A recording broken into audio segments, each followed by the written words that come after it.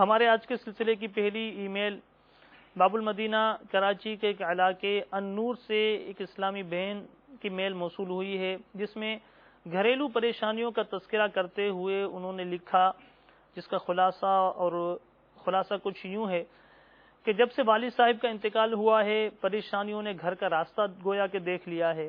ایک بھائی ابو کے انتقال کے بعد سے لاپتہ ہیں، ان کی کچھ خیر خبر نہیں، والدہ انہیں یاد کر کے آنسو بہاتی رہتی ہیں۔ ایک بہن شادی ہوئی تھی، 2 سال کے بعد ہی انہیں طلاق ہو گئی۔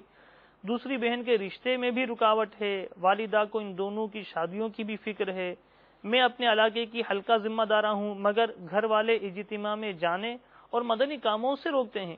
ان تمام پریشانیوں کا حل درکار ہے اور گھر میں مدنی ماحول بن جائے، مجھے مدنی کاموں سے نہ روکا جائے، یہ دعا بھی کر دیجیے۔ جی اللہ تبارک و تعالی آپ کی تمام پریشانیاں دور فرمائے، آمین۔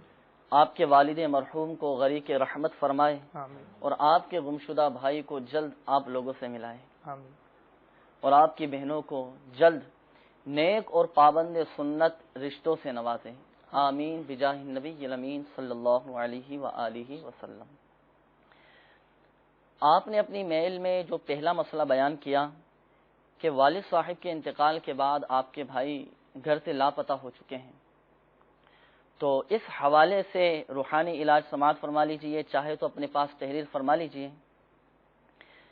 غائب یا بھاگے ہوئے شخص کو بلانے کے لیے کسی بزرگ کے مزار کے پاس، اور اگر یہ ممکن نہ ہو تو مکان کے کسی گوشے میں بیٹھ کر پارہ 30 سورہ والضحیٰ کی آیت نمبر 7 اور 8، بسم اللہ الرحمن الرحیم، وَوَجَدَكَ ضَالًّا فَهَدَىٰ وَوَجَدَكَ عَائِلًا فَأَغْنَىٰ، یہ دونوں آیت مبارکہ 990 بار، پھر ایک بار پوری سورہ والضحیٰ پڑھ کر بھائی کی واپسی کے لیے دعا کریں۔